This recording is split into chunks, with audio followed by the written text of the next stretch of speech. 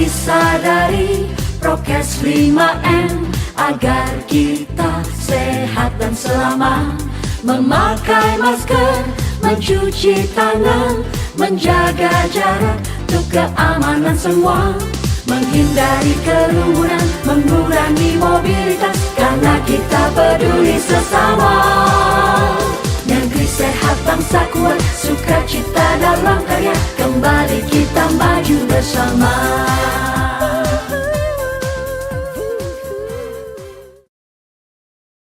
Oke, baik, kalau gitu silakan dari Pak Heri atau Heni untuk mempersembahkan video perdana yang akan membuka perjumpaan kita pagi ini sebelum menuju jam 9 ya. Sebuah tayangan yang mudah-mudahan dapat lebih memantapkan gerak langkah kita, lebih membuka hati kita pagi ini dalam menginisiasi gerakan INSAP, Indonesia Sadar Prokes. Sekali lagi selamat pagi buat semua yang sudah bergabung.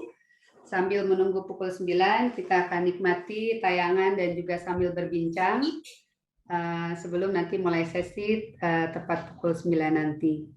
Mudah-mudahan semuanya dalam keadaan sehat, bahagia, dan siap menjadi agen perubahan untuk sebuah gerakan yang bernama INSAP, Indonesia Sadar Prokes.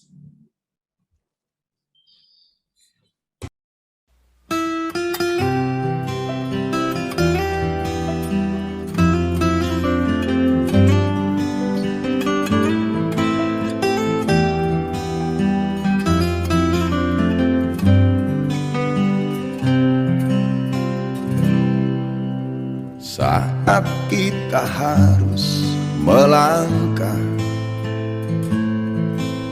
melanjutkan hidup, mencari nafkah, bergelut kita di tengah wabah.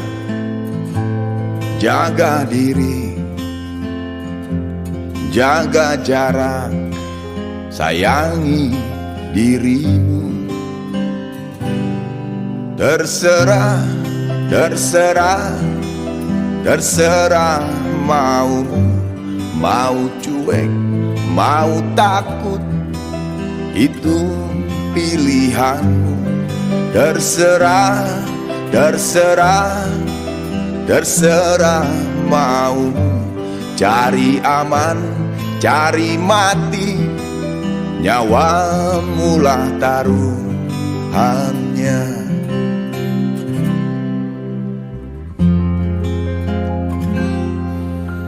Bersyukurlah masih diberi umur, saat berbagi, sebarkan kebaikan. Berjuanglah di tengah wabah, bersama kita pasti bisa hadapi bencana. Terserah, terserah, terserah mau cuek, mau takut, itu pilihan. Terserah, terserah, terserah maumu cari aman, cari mati, nyawamu lah taruhannya.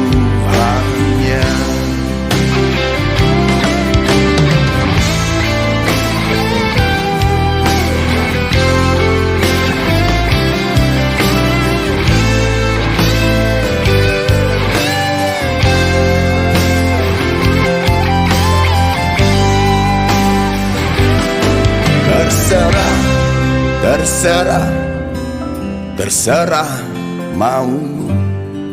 mau cuek, mau takut, itu pilihanmu. Terserah, terserah, terserah maumu cari aman, cari mati, nyawamu lah taruhannya.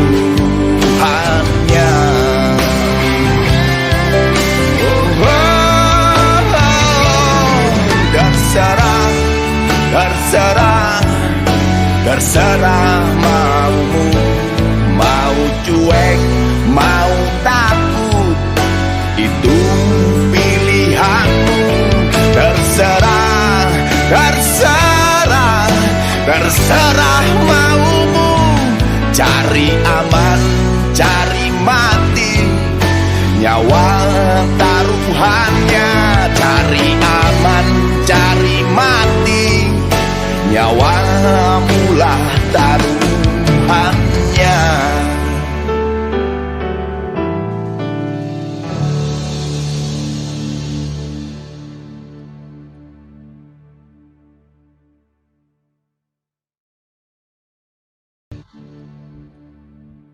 Baik, demikian tadi berjuang di tengah wabah dari Budi Cilok yang telah kita nikmati bersama, dan tentunya mudah-mudahan bisa memberikan insight bagi kita semua juga untuk menghayati liriknya tadi, bahwa memang dalam hidup kita selalu diberi pilihan. Dalam pandemi ini kita diberi pilihan untuk bersikap cuek atau peduli. Kira-kira sahabat mau pilih yang mana? Selamat pagi untuk seluruh sahabat yang baru saja bergabung pagi ini. Tadi mungkin yang belum sempat saya sapa Ibu Husni ya, dan juga sahabat-sahabat lain yang baru saja masuk. Mudah-mudahan nanti dalam waktu kurang lebih 1 jam kita semua bisa bersinergi dalam kebaikan untuk mendapatkan insight atau pencerahan dari Mbak Tami untuk kita semua bisa bersedia menggulirkan gerakan Insap Indonesia Sadar Prokes. Nah, mungkin sebelumnya sudah ada Yona sama Lili di sini ya? Ada. Oke, bisa bantu ya untuk kita beri contoh dulu tepuk 3M. Nanti kita akan setel juga video tepuk 3M dan jingle Insap. Tapi sekarang yang sudah hadir, kita ajak dulu untuk sama-sama mempraktekkan tepuk 3M. Siap? Lili dan Yona? Siap. Laila juga ya? Laila siap ya? Oke, kita coba dulu ada satu tepuk yang sudah dikreasikan oleh IPB 83 dan juga SDF. Mudah-mudahan nanti semuanya bisa melakukan ini di daerahnya masing-masing. Saat ini yang sudah bergabung paling jauh dari Sulawesi Tengah, kemudian juga ada dari Karawang, Bandung, Jakarta, dan sekitarnya. Oke, Yona, Laila, Lili siap ya? Tepuk 3M. Pakai masker, cuci tangan, jaga jarak, hindari kerumunan. Yes, batasi mobilitas. Yes, Indonesia Sadar Prokes. Yes, yes. Gitu ya contohnya ya. Kira-kira teman-teman bisa melakukan itu semua? Halo. Mute. Halo, halo. Ya udah, itu nanti dilihat dari videonya aja kali ya, contoh tepuknya untuk bisa dilakukan semua ya. Baik, ini peserta mungkin sudah bertambah, sudah saatnya kita buka acara kita pagi ini. Sekali lagi, selamat pagi dan selamat bergabung kepada seluruh sahabat Indonesia yang berbahagia, yang saat ini sudah memilih untuk bergabung dalam gerakan Insap atau Indonesia Sadar Prokes. Ini adalah sebuah gerakan dari kita, oleh kita untuk kita, yang diinisiasi oleh Yayasan Ganesha IPB 83 bersama Samsyuduha Foundation.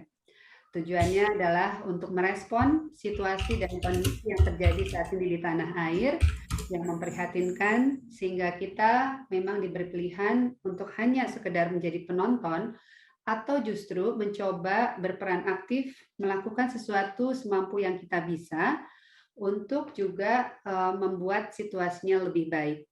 Sahabat sekalian, nanti dalam gerakan Insap ini ada berbagai program yang akan dilakukan.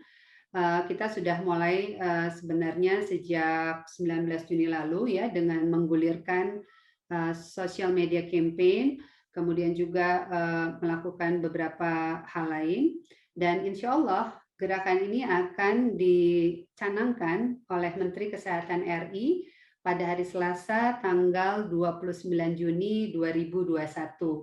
Mudah-mudahan tolong dicatat tanggalnya, nanti sahabat sekalian juga bisa ikut bergabung dalam pencanangan gerakan Insap ini. Nah, hari ini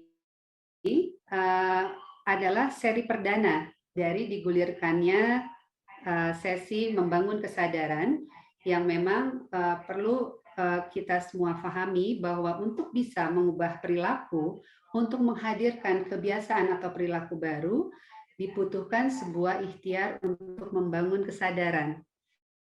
Karena justru kesadaran inilah yang akan bisa melahirkan perubahan sikap dan perilaku bagi kita semua. Nah, kali ini nanti yang akan memfasilitasi sharing session-nya adalah Insinyur Diah Utami Muhammad.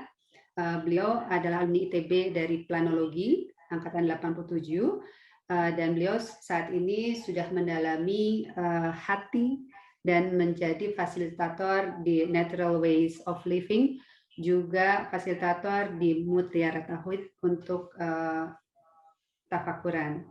Nah, selain itu beliau juga aktif di Dharma Wanita, penggerak ibu-ibu juga, dan memang dalam gerakan ini nanti yang diharapkan sangat berperan aktif adalah para ibu dan para guru yang diharapkan memang bisa tadi membangun, memperkenalkan nilai-nilai dan juga membangun kesadaran bagi kita semua. Nah, untuk itu silahkan kita akan perkenalkan tepuk 3M dan juga jingle Insa. Silahkan.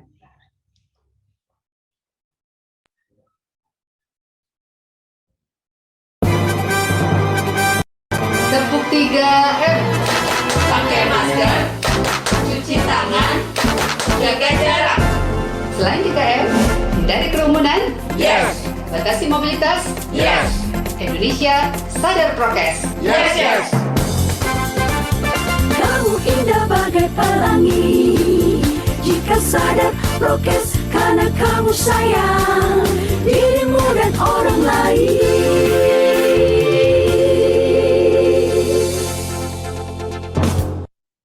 Demikian tadi tepuk 3M dan jingle Insaf yang sudah ditayangkan, dan mudah-mudahan nanti kita semua bisa belajar untuk melakukannya dan juga memperkenalkannya ke anak didik kita maupun lingkungan di mana kita berada.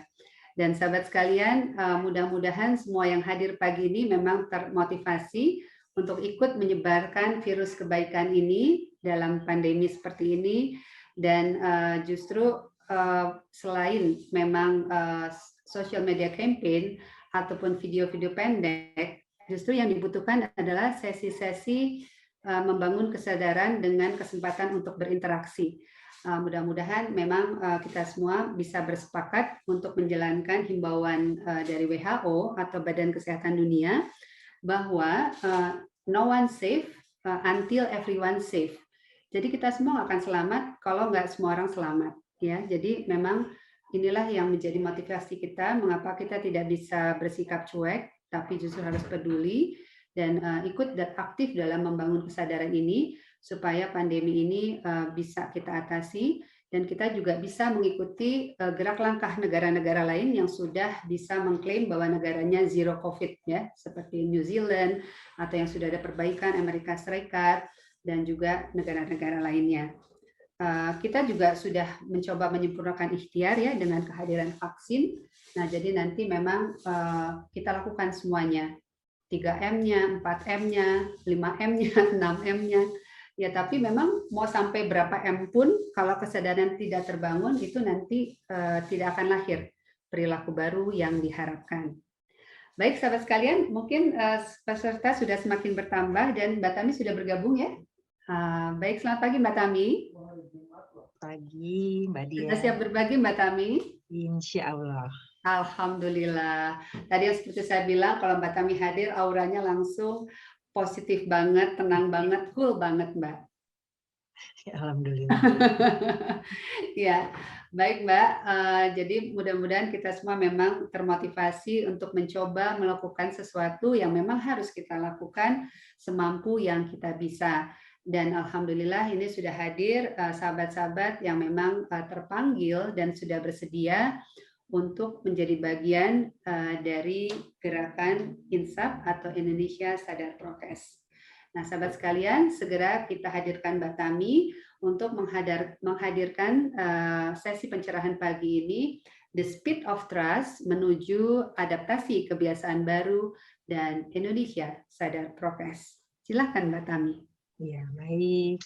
Terima kasih Mbak Dian dan teman-teman semua ya dari SDF maupun Ganesha IPB 83.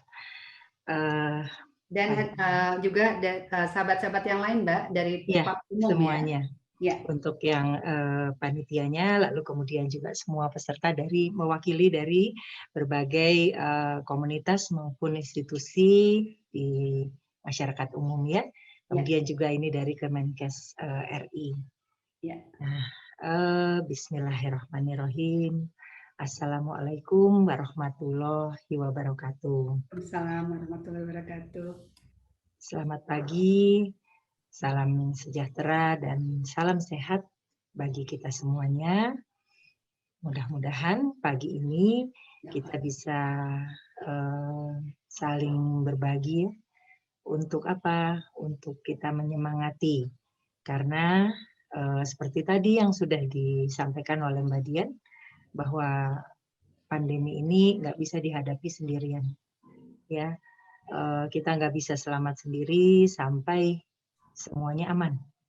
Ya, jadi tentunya untuk menuju suatu kebiasaan baru atau adaptasi kebiasaan baru, di mana kita harus sadar prokes, ya, protokol kesehatan itu harus diupayakan bersama-sama, sebagaimana yang disampaikan dalam pembukaan oleh Menkes RI ya, Pak Budi Gunadi Sadikin ya, bahwa ini akhirnya menjadi tanggung jawab dari semua pihak. Dan dalam hal ini termasuk juga ibu dan guru ya, untuk membangun kesadaran terhadap adaptasi kebiasaan baru atau Indonesia sadar prokes. Nah, untuk tidak berpanjang lebar, saya akan langsung aja share screen ya, Mbak Dian dan semuanya. Oh ya, Ibu-Ibu nanti kalau ada pertanyaan silahkan isi di kolom chat. Nanti di akhir sesi Mbak Tami akan dibacakan pertanyaan dan insya Allah akan dijawab oleh Mbak Tami. Terima kasih. Ya, jadi judul dari apa yang akan saya bagikan pada pagi hari ini yaitu adalah The Speed of Trust. Ya, bagaimana kita butuh suatu trust, ya, keyakinan, kepercayaan, ya, bahwa kita memang mau nggak mau harus menuju pada suatu kebiasaan baru, ya, di mana Indonesia dan seluruh dunia itu harus sadar protokol kesehatan yang disebabkan karena pandemi COVID-19 saat ini. Ya, kenapa saya bicara ini? Yang pertama adalah memang karena saya juga adalah pengajar di Natural Way of Living, dan kemudian juga apa yang dilakukan oleh Natural Way of Living itu adalah bagaimana kita menghadapi ini semua dengan menyadari bahwa ini semua adalah suatu yang terkait dengan pesan dari Tuhan yang Maha Esa, Tuhan yang Maha Kuasa, yang ingin mengubah kita semua. Ya. Lalu kemudian juga selain itu secara prakteknya saya kebetulan menjadi ketua dari Dharma Wanita Persatuan BPSDM, yaitu Badan Pengembangan Sumber Daya Manusia untuk Provinsi Jawa Barat. Dan di kantor itu ada tempat isoman atau isolasi mandiri untuk pasien COVID-19, di mana tadinya digunakan hanya 1 tower, tapi sekarang sudah mencapai 2 tower dan dalam keadaan hampir full. Ya, jadi dalam keseharian kita juga terkait dengan pasien-pasien COVID-19 ini, sehingga ketika kemudian Mbak Dian menawarkan ini, ya, saya pikir ini adalah satu kesempatan untuk kita memang bersama-sama ambil bagian, ya, karena nggak bisa memang kalau setelah melihat pengalamannya nggak bisa kita lakukan ini secara sendiri-sendiri, ya. Nah, kita lanjut. Ini dari paparan Menkes RI terkait dengan Insaf ya Mbak Dian ya, gerakan Insaf pertama kali. Jadi nanti semua yang hadir di sini bisa lihat ya, ini saya sudah sampaikan link YouTube-nya. Silahkan ini sendiri disaksikan sendiri, ditonton sendiri. Dan saya ambil keynotes-nya ya yang akan melandasi untuk supaya kegiatan ini bergulir secara berkesinambungan. Yang pertama adalah disampaikan pandemi sudah terjadi puluhan kali. Tetapi strateginya tetap sama, mengurangi laju penularan. Umumnya ada dua alternatif. Kita akan hidup bersama virus atau bakteri patogen ya selamanya. Itulah kenapa Mbak Dian juga menyatakan dalam ininya sebelumnya ya bahwa kita harus bersahabat dalam tanda kutip ya dengan apa yang kita hadapi saat ini karena kita akan hidup bersama untuk waktu yang kita belum tahu. Atau alternatif kedua adalah eradikasi, penghapusan. Tetapi ini memakan waktu yang sangat panjang. Bahkan sejak ditemukannya TBC ataupun polio sampai saat ini masih ada. Ya, tetapi kita bagaimana caranya untuk bisa hidup bersama TBC dan polio itu tanpa harus terinfeksi. Yang kedua, pandemi adalah pesan Tuhan yang Maha Kuasa agar kita umat manusia seluruh dunia mengubah perilaku khususnya dalam higienitas dan sanitasi. Ya, jadi dalam kesehatan dan juga kesehatan diri dan lingkungan. Lalu kemudian Pak Menkes juga mengutip ucapan dari Dirjen WHO bahwa no one is safe until everyone. Kita nggak bisa selamat sendirian. Kenapa? Karena ini sifatnya pandemi global dan kita sudah semakin borderless. Nggak ada batasan dan mobilitas manusia sudah sedemikian kerap ya, frequent, artinya jumlah perjalanan sudah semakin banyak dan tidak bisa dibatasi lagi. Maka no one is safe until everyone is safe. Kita nggak bisa selamat sendiri sampai semuanya aman. Ya. Dan yang keempat, untuk COVID-19 ada 8 miliar manusia di dunia, 7,6 miliar ya, kurang lebih butuh 4 tahun untuk vaksin. Jadi kalau kita memasuki tahun kedua pandemi, kita masih harus bersabar untuk sampai tahun keempat. Itu pun kalau semuanya berjalan dengan lancar dan ini pun perkiraan ya. Bisa lebih cepat atau bisa lebih lambat. Nah, jadi apa pesan Tuhan di balik pandemi COVID-19 ini? Pertama, kurangi laju penularan. Kedua, ubah perilaku hidup bersih dan sehat. Ini sesuatu yang dalam ya. Nggak hanya sekedar, ya kurangi laju penularan, ubah perilaku hidup bersih dan sehat ya. Tapi nanti kita akan bahas bahwa ini sesuatu yang dalam. Bu Windy. Mindset kita. Oh iya. Yang ketiga, Kita janjiannya Bu Windy. Apa? Janjiannya. Oh ya, Belum datang. tunggu aja. Maaf, tolong di-mute. Untuk peserta ya, tolong Pak Heri, Bu Jadi Heri. di sini mereka nggak ada apa-apa, pokoknya cuma cek biasa terus langsung. Dr. Eka, tolong. oke, sudah ya. Ya. Baik, saya lanjutkan. Kita tidak bisa selamat sendirian sampai semuanya selamat. Dan yang keempat, ini yang paling penting, kita perlu sabar. Dan yang penting adalah bertahan hidup. Jadi kalau ada skala prioritas, kita harus menyadari saat ini, mungkin kita boleh punya cita-cita ataupun prioritas hidup yang bermacam-macam, tuntutan karir dan lain sebagainya, tapi kita harus sadar bahwa kita sampai detik ini pun masih bertahan hidup adalah suatu hal yang luar biasa di masa pandemi seperti ini.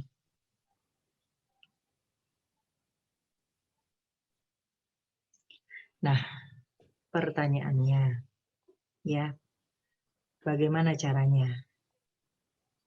Nah, kita sudah kenal apa yang namanya 3M, 5M, bahkan vaksin. Tadi juga kita sudah ada tepuknya ya untuk menyemangati semuanya untuk mulai sadar prokes. Yang paling sederhana, M yang pertama aja. Tadi Mbak Dian bilang mau sampai 6M, 7M. Kalau kesadarannya tidak terbangun, 1M saja menggunakan masker dengan tepat ya. Masker yang tepat, cara menggunakannya tepat, ya. Itu pun masih sulit. Ya. Mencuci tangan pakai sabun dari kecil sudah diajarkan, tetapi yang namanya mencuci tangan dengan tepat dan dalam waktu yang tepat gitu ya, kapan mencuci tangan, itu pun masih nggak mudah. Menjaga jarak, nah kalau kita sering terlibat dalam kerumunan, ya tanpa sadar, apalagi orang Indonesia, penuh keakraban. Jarak itu yang namanya 2 meter, 1,5, 1,5, lama-lama tanpa sadar dilanggar. Ya. Jadi ini sesuatu yang nggak mudah, makanya kenapa kita bahas dalam kesempatan ini. Nah, kita lihat bagaimana realitanya. Ya. Nah, kita lihat realitanya. Ini kompas.com. Jadi saya ambil sumbernya dari berita yang semua juga saya kira sudah tahu. Di mana warga India gelar ritual ibadah di tengah pandemi. Kemudian di sisi lain, WHO mengakui penularan COVID-19 via udara melalui droplet. Antara yang kanan kita sudah tahu. Kenyataannya, realitanya adalah yang kiri, di mana di sini kita lihat di Sungai Gangga dihadiri oleh ratusan bahkan ribuan orang. Ya, yang menggelar ritual di tengah pandemi, menunjukkan bahwa apa yang disampaikan dengan apa yang dipraktekkan itu bisa berbeda jauh, dan ini realita, ya semua juga tahu.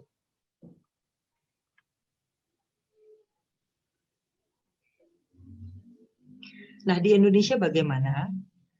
Pasca tsunami COVID-19 India, April 2021. Ya, April 2021 di India.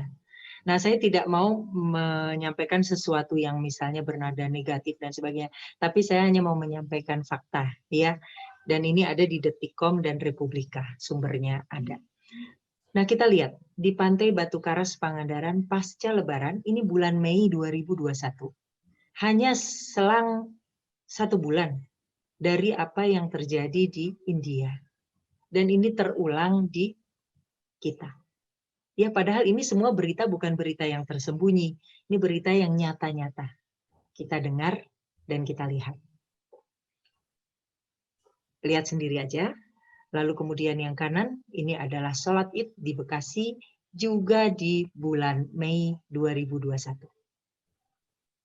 Ya, walaupun memakai masker, tetapi tidak menjaga jarak. Dan kita tahu bahwa tadi WHO mengatakan bahwa penularan melalui udara. Lalu kita lihat lagi. Arus balik mudik Lebaran Mei 2021. Nah, kita bisa lihat di sini arus baliknya. Ya, walaupun pembatasan mudik, tetapi arus baliknya ternyata seperti ini. Ya, padahal kita sudah tahu kenapa dilarang mudik.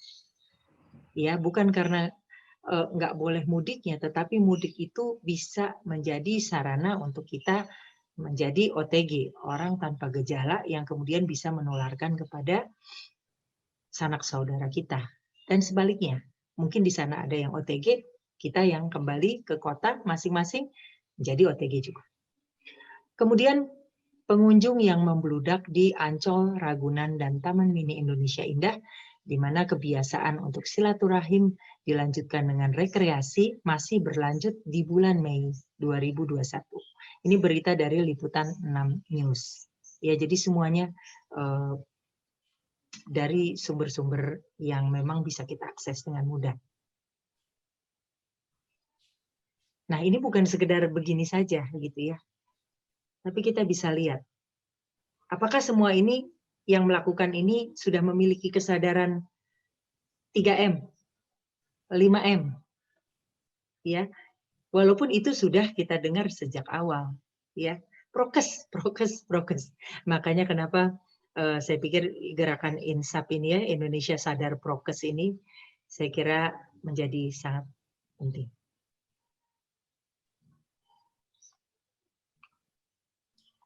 Nah, kemudian kita lihat, ya, comparison atau perbandingannya bahwa pada akhirnya kita lihat ya dari peristiwa-peristiwa tadi, ya April ke Mei, lalu ke Juni. Nah, di sini kita lihat statistik dari Ikatan Dokter Anak Indonesia. Ya, saya kira semuanya sudah pasti juga sudah mengetahui ini. Ya, bukan sesuatu yang baru. Video dari dokter anaknya pun kita sudah bisa lihat ya, bisa lihat saksikan di YouTube. Kematian anak Indonesia akibat COVID-19 tertinggi di dunia. Di dunia ada berapa negara? Ya, ini berita Senin Juni 2021 dari merdeka.com. Jadi April, Mei, Juni. Tetapi di bulan November 2020 kita lihat bahwa kematian anak Indonesia akibat COVID-19 tertinggi di ASEAN. Ya, jadi ini sudah ada kecenderungannya.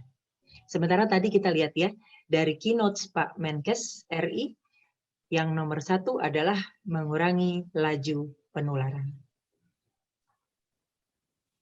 Nah, jadi kita lihat bahwa pandemi itu nyata. Pertanyaannya, apakah kita sudah benar-benar percaya? Kita lihat kasus di India. Kemudian kita lihat di sana hospitalnya sampai di sini menyesal bahwa kekurangan suplai oksigen. Ya. Kemudian juga pasien-pasien yang tidak tertangani. Ini di bulan April. Lalu Mei dan Juni kita menyusul.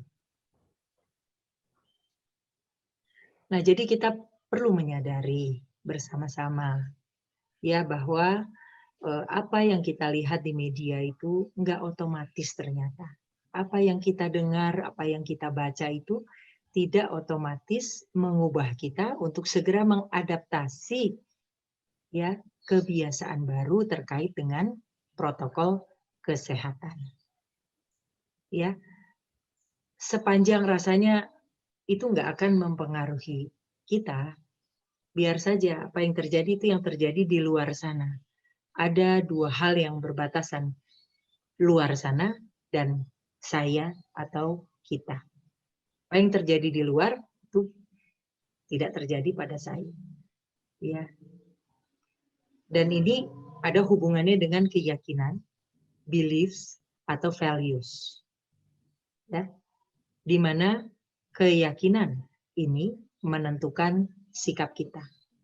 Kalau kita lihat di sini ya, keyakinan, beliefs atau values menentukan sikap, perilaku dan pilihan kita, ya pilihan tindak kita ya di dalam menerapkan saat ini adalah menerapkan AKB atau prokes.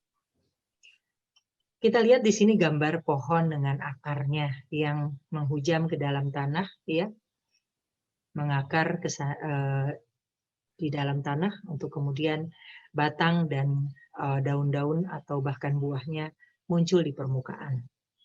Atau satu lagi adalah fenomena gunung es, di mana dasar dari gunung es itu sebenarnya begitu besar, ya dalam, sementara permukaan yang muncul di atas itulah yang terlihat.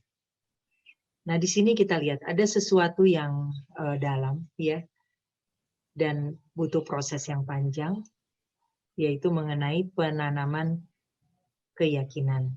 Ya, untuk memunculkan sikap. Ya, di mana di sini sikap yang diharapkan pada saat ini di masa pandemi itu adalah mengadaptasi kebiasaan baru untuk taat pada protokol kesehatan. Apakah 3M, 5M, 6M, ya. 1M saja itu sulit. Ya, kita lihat di lapangan. Peristiwa India belum menggugah kesadaran.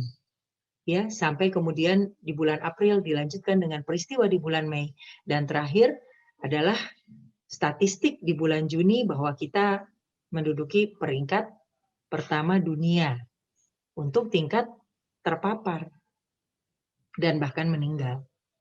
Ya. Dan kemarin berita terakhir adalah kalau semua baca, kita jumlah yang terinfeksi dalam sehari kemarin itu mencapai yang tertinggi di dunia juga.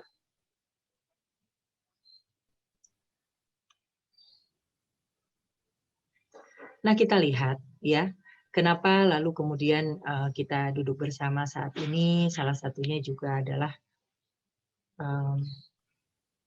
nah, kita lihat bahwa Pak Menkes RI itu juga menyampaikan bahwa kenapa perlu melibatkan ibu dan guru. Karena untuk masalah keyakinan, beliefs atau values, penanaman nilai-nilai ini sifatnya persuasif. Lalu kemudian untuk law enforcement itu harus dikombinasikan dengan yang persuasif ini.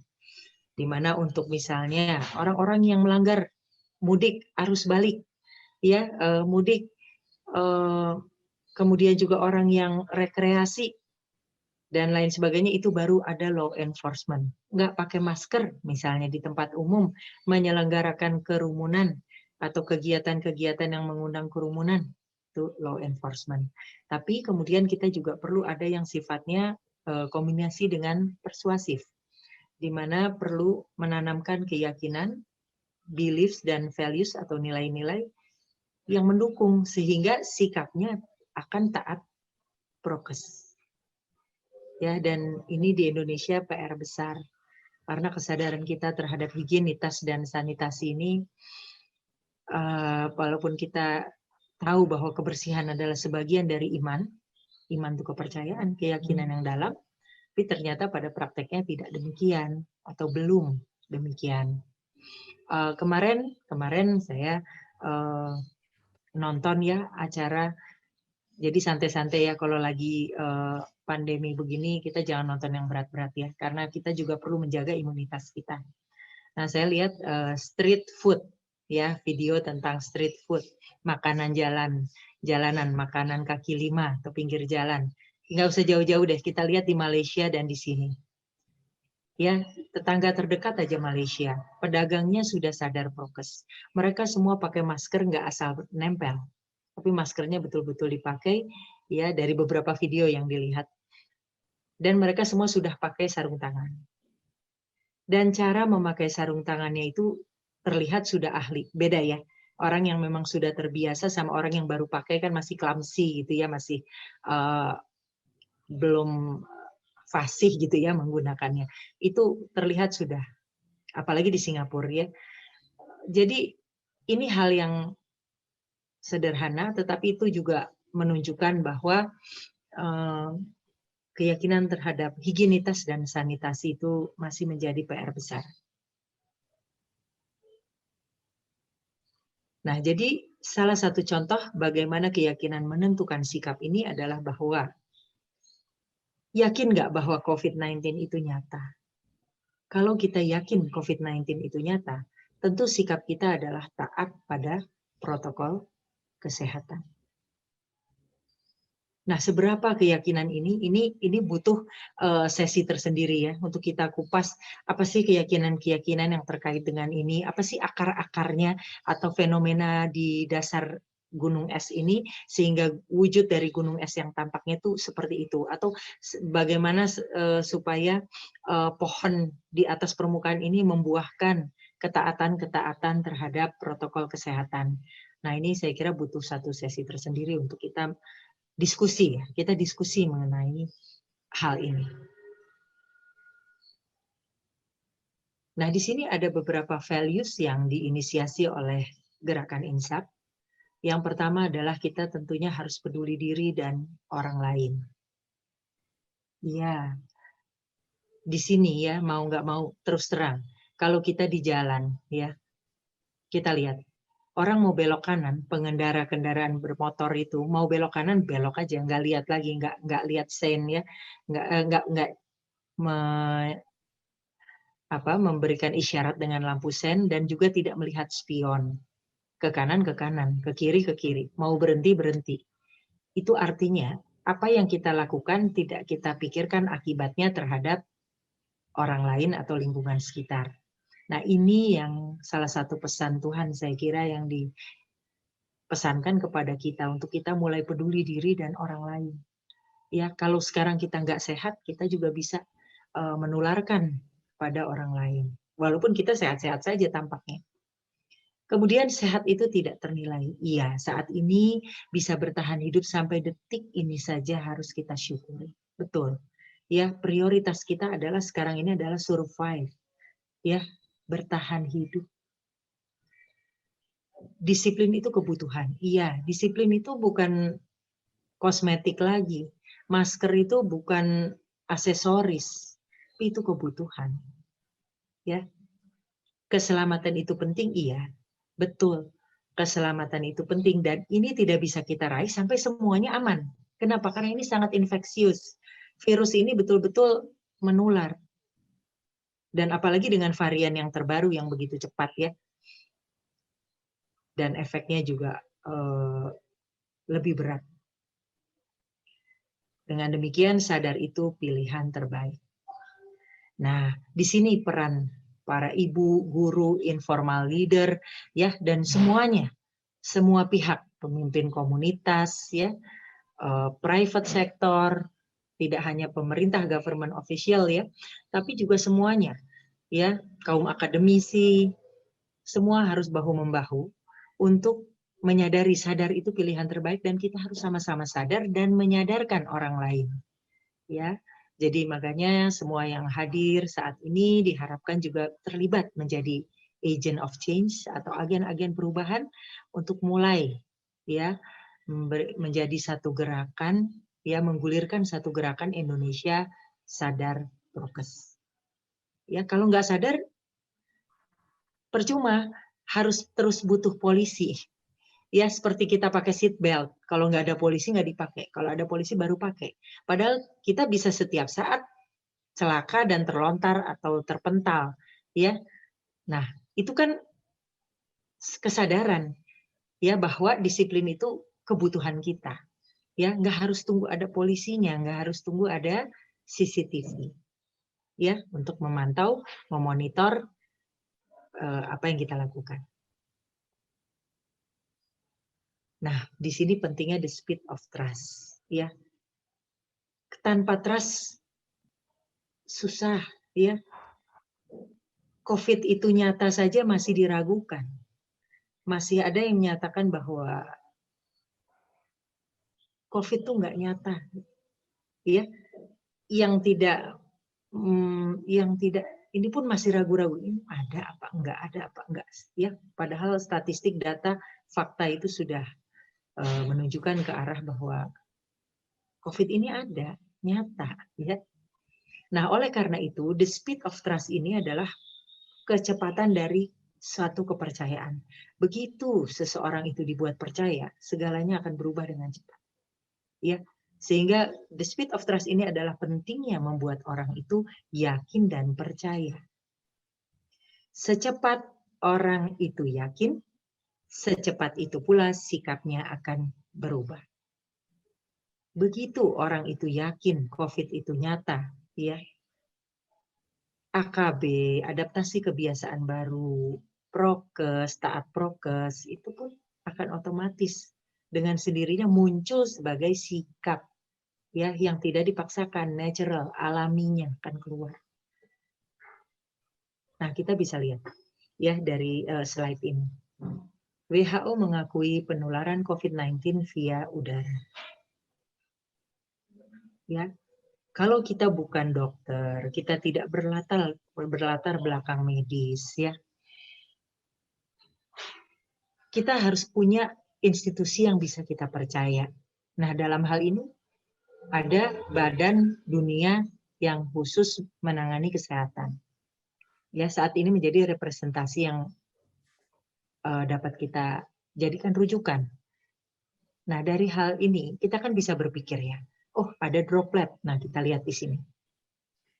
Lalu kemudian saya analogikan kalau kita hidup, ibaratnya kita dalam satu akuarium yang sama. Kita menghirup udara yang sama. Kita sama-sama makhluk dari Tuhan yang Esa, Maha Esa. Ya, satu, tunggal Tuhan kita, pencipta kita. Nah, kita menghirup udara yang sama.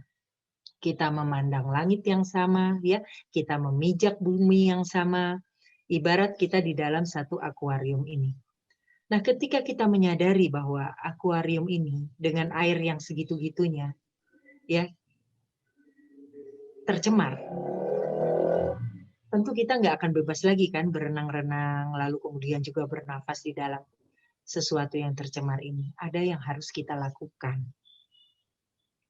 Ya, kalau ikan ini pasti nggak akan bebas lagi, pasti buru-buru akan menggunakan masker. Ya.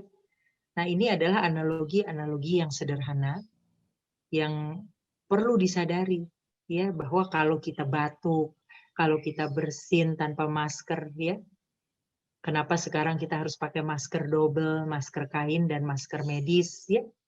Kalau katanya sekarang itu 3M, masker, medis, modis, gitu ya. Jadi sebenarnya itu untuk kesehatan, ya. Penelitian terus berjalan, kan ini sangat dinamis ya. Proses ini sedang berlangsung dan biasanya untuk itu butuh waktu yang lama. Nah, kita kan baru dari 2019, 2020, 2021 masih. Ya. Jadi ini proses masih akan terus dinamis. Nah, kita perlu ada yang kita percaya, the speed of trust ini. Pentingnya membuat orang yakin dan percaya, pentingnya meyakinkan diri kita juga untuk selalu percaya, yakin dan percaya. Ya, tentu bukan percaya buta ya, bukan yakin dan percaya buta. Kita harus pakai akal sehat kita juga dan didukung oleh itu tadi. Jangan kita percaya kepada sumber-sumber yang tidak dia tidak kompeten lah.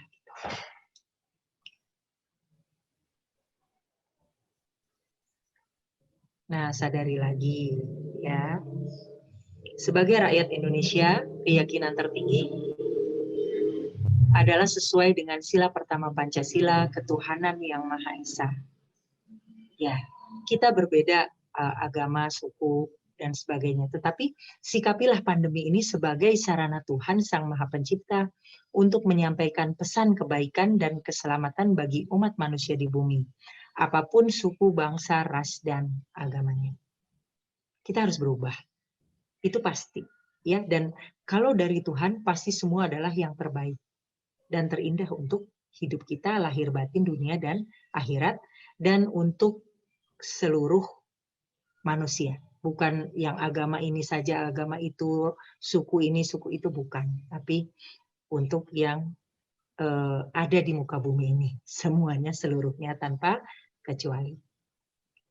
Nah, sadari juga bahwa dalam nama Tuhan dan kemanusiaan yang adil dan beradab, ya, tidak ada pertentangan antara kebijakan negara dengan ibadah terkait pandemi ini. Ya, kan sumbernya satu, Tuhan yang Maha Esa.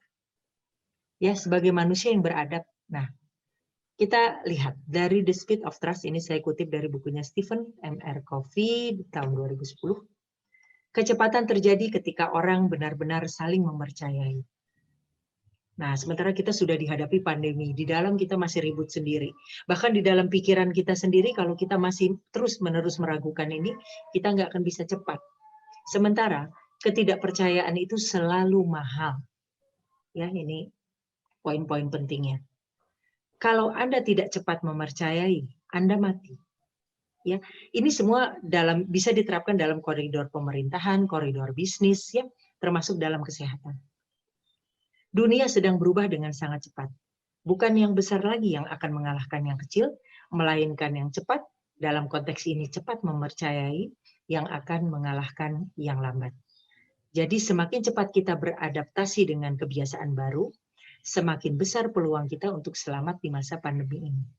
Ya, jadi jangan lagi dalam pergulatan antara meragu gitu ya. Tetapi harus yakin dan percaya, tentukan sikap, lalu kemudian kita cepat bersama-sama keluar atau mengatasi pandemi ini. Sadari juga bahwa dalam nama Tuhan dan kemanusiaan yang adil dan beradab, tidak ada pertentangan antara kebijakan negara dengan ibadah terkait pandemi ini. Kenapa? Kita lihat dari sisi ibadah.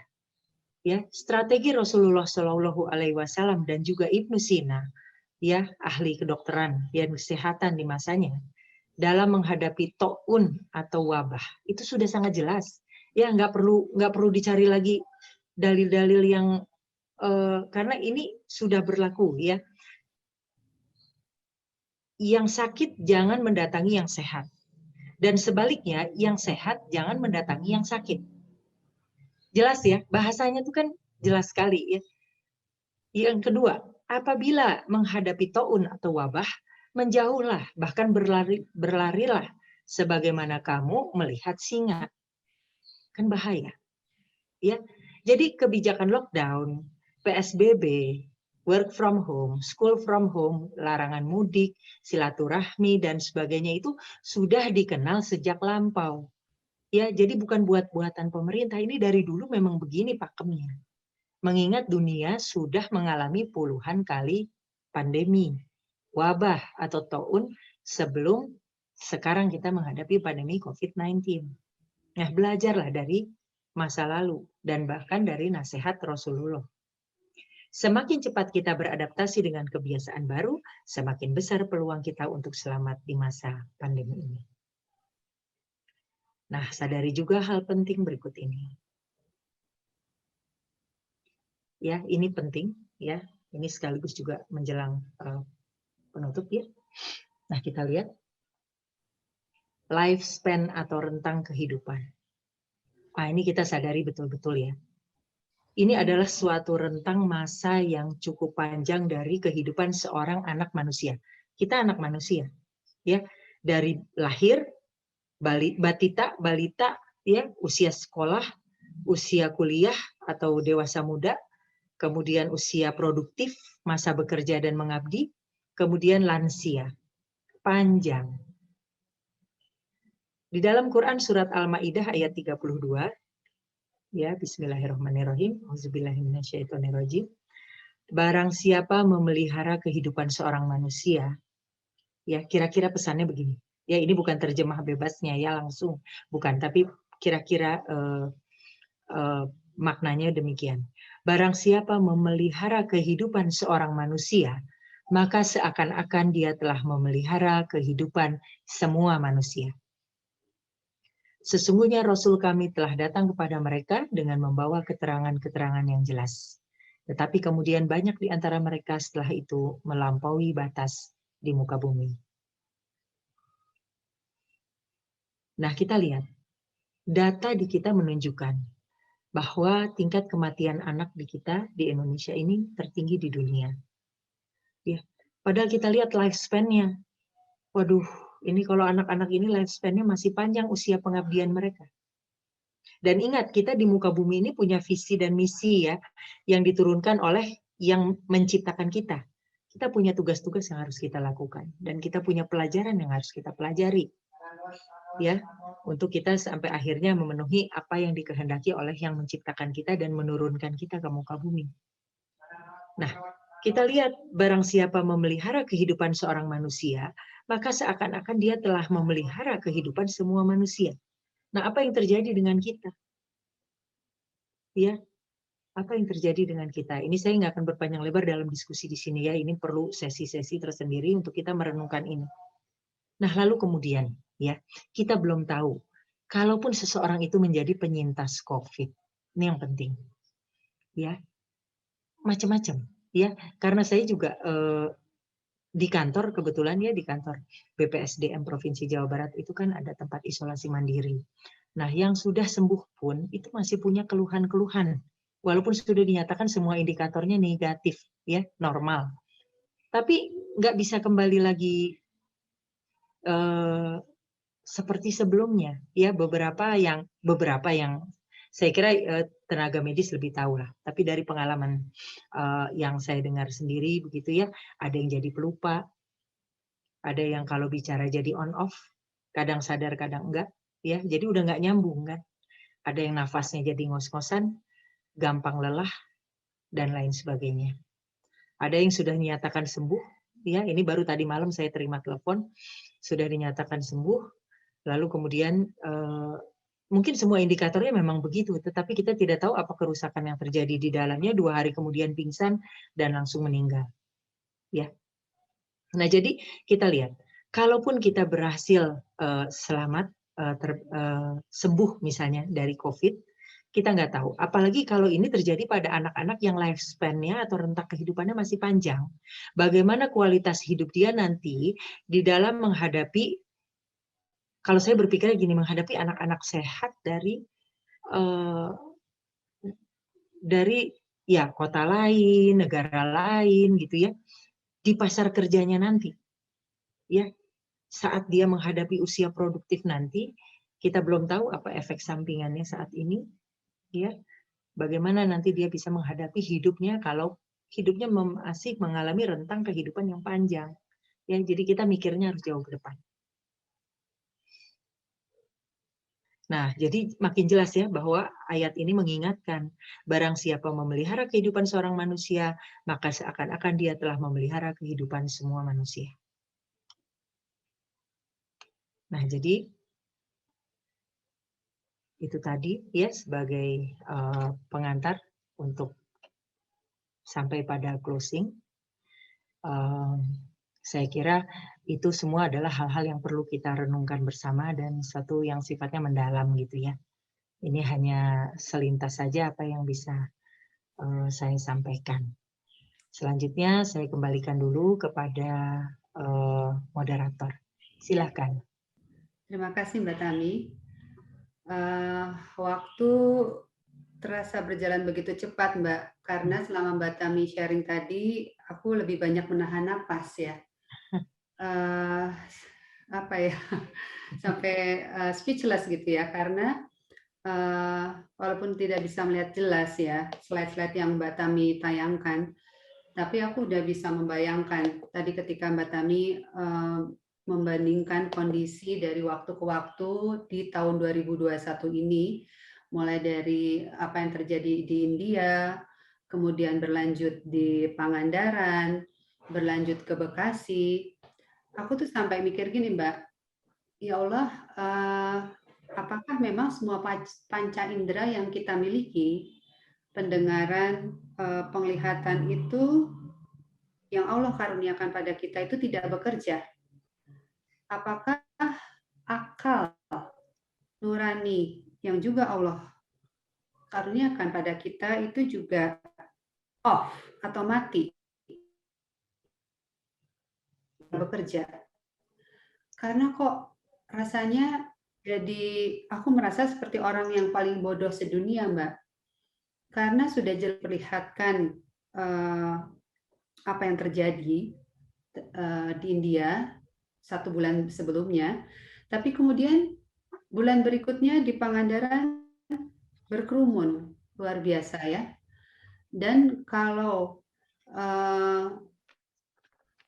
memang bahwa yang bisa memahami itu hanya orang yang berpendidikan tinggi, rasanya yang ikut berkerumun itu juga yang berpendidikan tinggi. Jadi sekarang aku berpikir Mbak, ini yang mati itu rasanya, hatinya, atau apanya? Karena kan sebenarnya bisa melihat, bisa mendengar, dan seharusnya bisa berpikir. Nah, apakah memang jargon bahwa otak orang Indonesia itu paling mahal di dunia karena nggak pernah dipakai, itu jadi benar gitu ya? Dan apakah memang akal yang Allah berikan pada kita itu tidak dipakai? Itu semua tadi membuat tidak bisa bernafas, Mbak.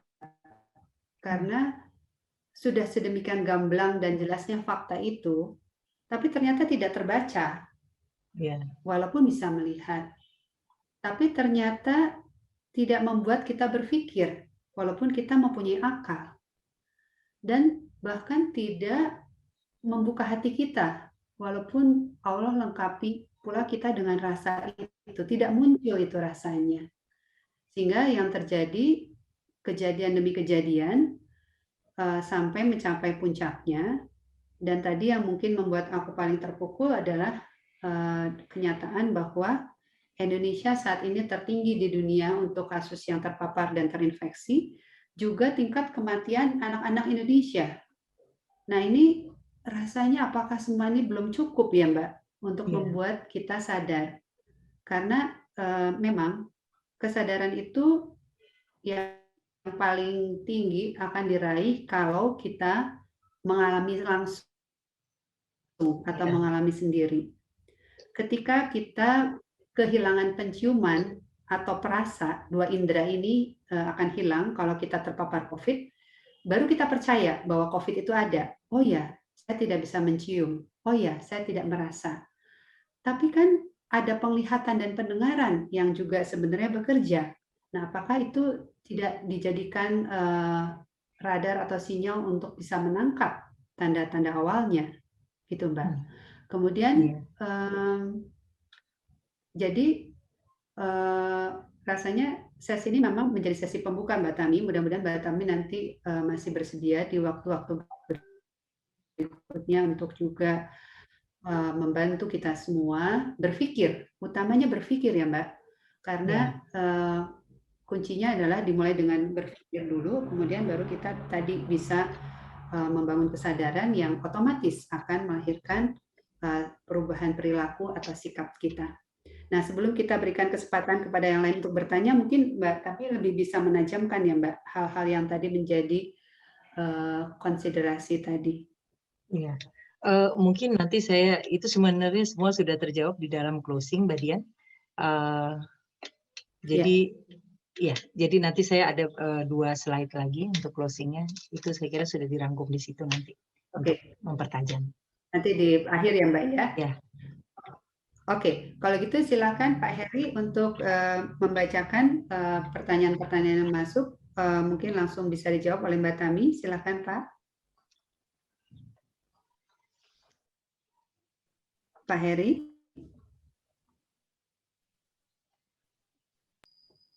Maaf. Adakah pertanyaan di kolom chat? Mungkin bisa ya, dibacakan. di chat sebenarnya tidak ada yang bertanya, tapi ada yang komentar. Itu Ibu Ida Farida dari Subang. Mungkin maksud dari Ibu Ida Farida itu juga sebuah pertanyaan ya. Silakan saja Ibu Ida Farida untuk menyampaikannya pertanyaan Ibu. Silakan Wida, ada yang mau ditanyakan atau diklarifikasi dari apa yang disampaikan Mbak Tami? Ya, Assalamualaikum warahmatullahi wabarakatuh. Ini dari Subang, Bu, ada beberapa orang yang sudah divaksin, bahkan dari 1 sampai 2 sudah selesai, tapi ternyata tetap hilang penciuman dan di swab kembali ternyata positif. Itu bagaimana ya Bu ya? Apakah vaksin itu pengaruhnya bagaimana terhadap tubuh kita itu daya imunnya? Gitu. Karena kalau dilihat itu cuma 0,5 mili ya, kalau vaksin 1 dan 2 itu hanya 0,5 mili. Katanya ada berita kalau yang kedua mau 1 mili, bagaimana daya imunnya terhadap tubuh kita. Terima kasih Bu. Assalamualaikum warahmatullahi wabarakatuh. Ini pertanyaannya ke arah medis, Mbak Tami mau bantu jawab atau Dokter Eka yang mungkin sudah hadir juga bisa bantu jawab. Gini, kalau sambil menunggu Dokter Eka ya, saya kira ini pertanyaan memang medis, tapi ini ada yang penting ya, ada yang penting dari sisi membangun kesadaran. Jadi begini, itu evidence atau bukti ya. Kita butuh bukti sebenarnya kan. Nah, evidence ini jangan melunturkan kita dengan kita lalu kemudian menyebarluaskan itu dengan mengatakan bahwa ternyata efeknya begini, begitu ya nantinya, sehingga orang aduh gimana nih ya, saya sudah divaksin tapi ternyata hasilnya begini. Boleh jadi kalau kita tidak divaksin lebih parah lagi ya. Jadi kita lihatnya selalu ke arah yang positif. Tetapi kalau secara medisnya apa yang terjadi, silakan mungkin Dokter Eka yang bisa jawab. Tapi yang saya sering jumpai di masyarakat sehingga kita kemudian jadi ragu lagi dari mau trust ya, kan ini the speed of trust. Dari mau percaya akhirnya ragu lagi. Vaksin jangan, itu pun masih menjadi perdebatan kan begitu ya. Tetapi kita lihat bahwa kalau tidak divaksin bisa lebih parah. Ya, saya kira itu saja. Silakan Mbak Dian. Ya, Dokter Eka bisa on? Pak Heri, Dokter Eka bisa on nggak untuk bantu jawab? Memang soal vaksin ini saya saja sebagai penyandang autoimun ya, ketika akhirnya dari Asosiasi Dokter Penyakit Dalam memberikan rekomendasi, itu justru merasa sangat bersyukur karena akhirnya para pasien autoimun itu bisa divaksin. Nah, penyikapan hatinya memang penting ya Mbak Tami, yang seperti tadi Mbak Tami bilang, justru nanti kalau nggak divaksin lebih parah. Nah, buat kami yang autoimmuners itu, justru diniatkan sebagai untuk menyempurnakan ikhtiar.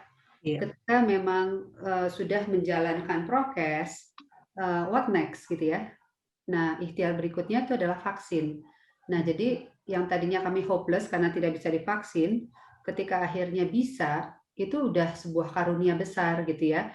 Apapun hasil dari vaksin itu efektivitasnya, tapi langkah awal sudah bersyukur dulu gitu karena bisa divaksin. Bahwa nanti vaksinnya bisa bekerja dengan baikkah, efektifkah, itu jadi soal kedua. Tapi ikhtiarnya rasanya sudah dilakukan dan disempurnakan. Sehingga kemudian timbul sikap berserah diri ya. Ya Allah, aku sudah prokes, aku sudah vaksin, selanjutnya terserah kepadamu apa yang terbaik, apapun yang kau tetapkan, itu adalah yang terbaik bagiku.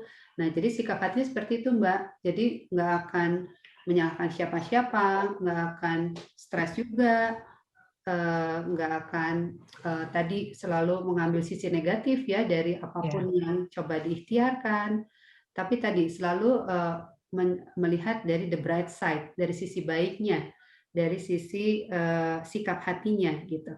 Ya, itu yang dibutuhkan oleh kita Mbak Dian ya. Itu yang sangat dibutuhkan. Jadi itu betul-betul juga jadi fokus ya. Ya, terima kasih. Betul. Gimana Dokter Eka masih bisa atau tidak Pak Heri? Nggak ada ya.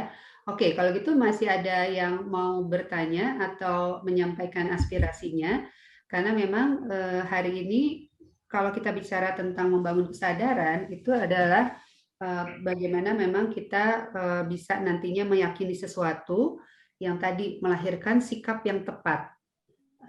Karena tidak bisa instan, ya tidak bisa hanya telling, tapi harus selling, harus emang semua diproses oleh hati dan kemudian dibenamkan menjadi sebuah kesadaran yang akan melahirkan perubahan perilaku yang diharapkan.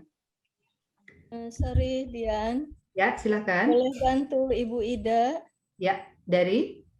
Disa. Ini Ibu Disa. Oke, silakan Disa.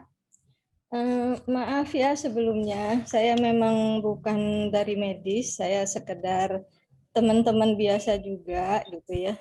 Tapi berhubung adik juga dokter dan beberapa kalangan saya kenal baik, saya pengen sharing aja apa yang saya dapatkan dari kenalan-kenalan dokter ini, karena tadi Dokter Eka belum bisa ini ya bantu kita. Ya. Ya. Jadi keterangannya begini, Bu Ida. Vaksinasi ini sebetulnya itu vaksin disuntikkan ke tubuh kita untuk merangsang tubuh kita membangun imunitas, antibodi, untuk memproduksi antibodi, mengenali kayak gini loh bentuk si virus itu kayak gini loh. Nah, jadi tubuh kita akan membuat ininya ya, melawan si virusnya itu harus buatnya seperti apa gitu. Namun setiap orang itu kemampuan untuk bikin antibodinya itu beda-beda. Faktornya kan banyak gitu ya, macam-macam lah faktornya. Misalnya ya dari sisi mungkin gizi, mungkin aktivitas, mungkin juga lingkungan di mana dia berada gitu ya. mungkin kalau saudara-saudara kita yang ada di tempat yang sejuk, orangnya nggak terlalu banyak, kasusnya nggak banyak, itu dia akan lebih fit ya orang itu, dan ininya antibodinya lebih subur ya, bisa jadi seperti itu. Atau kalau misalnya yang kita berada di tempat yang ramai dan banyak kasus, itu akan beda lagi ya. Jadi banyak faktor lah, kita nggak bisa jelasin juga. Intinya masing-masing kita itu beda-beda reaksinya terhadap vaksin. Nah, kemudian kenapa orang kok udah divaksin lengkap masih bisa kena lagi gitu ya. COVID-nya positif lagi, PCR-nya, antigennya positif lagi. Nah itu tadi, jadi kan kalau di sekeliling kita terlalu banyak virus atau kita deket-deket nih sama orang yang dia lagi sakit sebenarnya, tapi kita nggak sadar gitu ya. Apalagi kita nggak pakai masker, atau kita lagi copot masker, terus tiba-tiba kita ngobrol gitu, lagi makan bareng misalnya gitu. Nah itu saya lupa namanya, profesor di UI, beliau ini pernah di YouTube itu ada videonya, dia menerangkan kepada kolega-kolega dokter yang bukan dokter paru.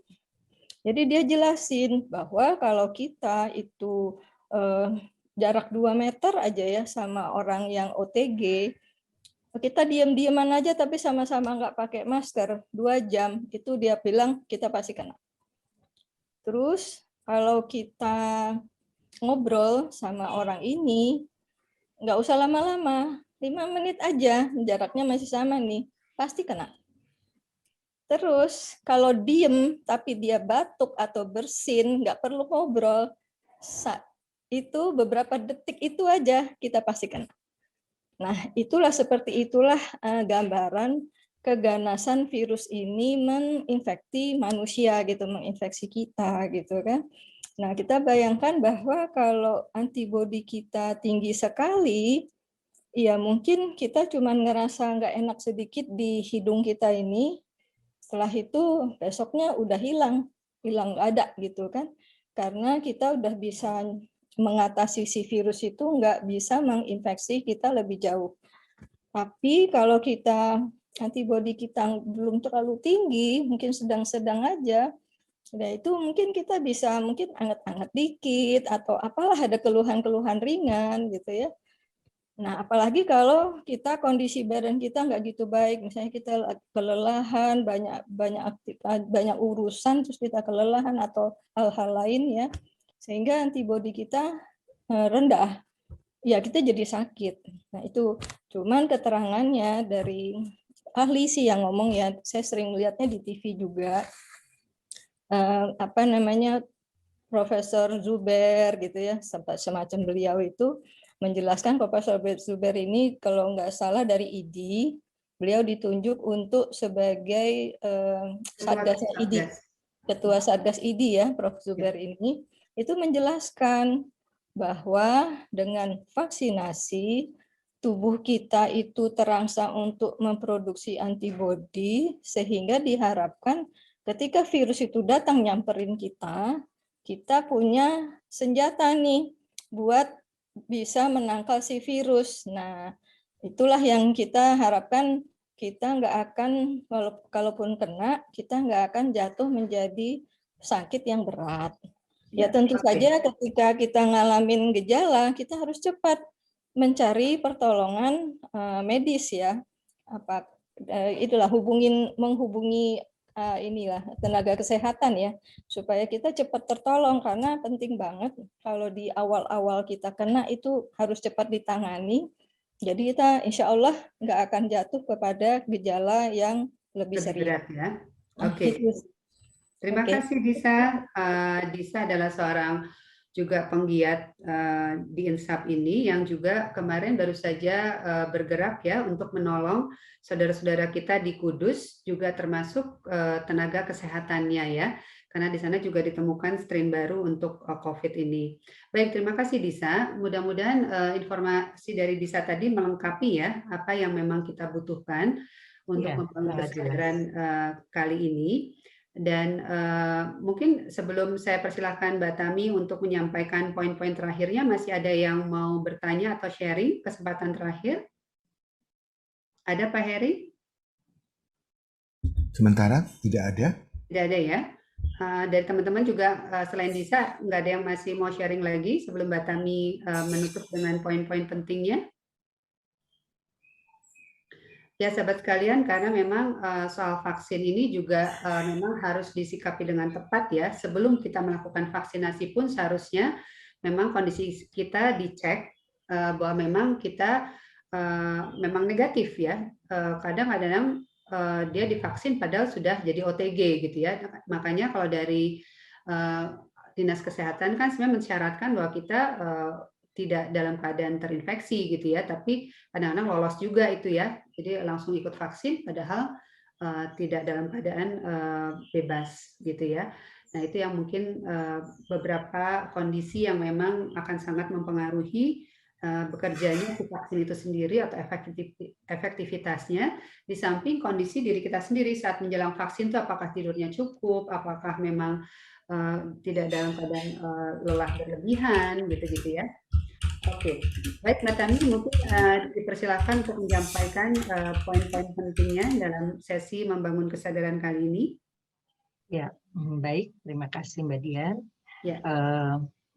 Saya akan share screen lagi ya Mbak Dian ya.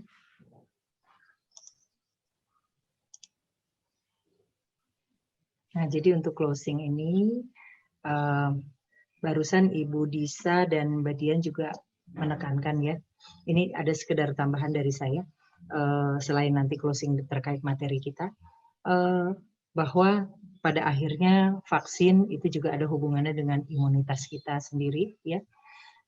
Kemudian juga saya jadi teringat Pak Menkes bilang bahwa salah satunya di New Zealand itu juga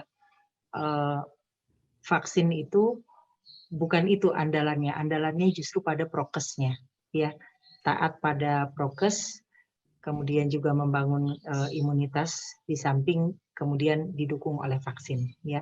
Jadi vaksin memang bukan yang gini, vaksin akan efektif kalau kita juga menjaga imunitas kita ya, menjaga imunitas kita dan juga menjaga kesehatan orang lain ya, seperti itu. Nah, kita lihat ya.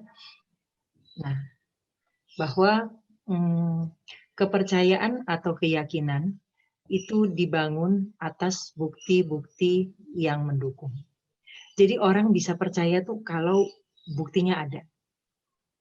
Ya, tadi kan Mbak Dian bilang ini apanya ya, pendengaran, penglihatan atau hatinya yang mati. Begitu banyak informasi-informasi tetapi kok masih terjadi juga gitu ya. Sepertinya memang nggak percaya gitu. Jadi antara membaca dan mendengar dan melihat itu nggak ada hubungannya dengan sikap atau perilaku kita, ketaatan kita terhadap prokes. Nah, The Speed of Trust menyatakan bahwa kepercayaan atau keyakinan itu dibangun atas bukti-bukti yang mendukung.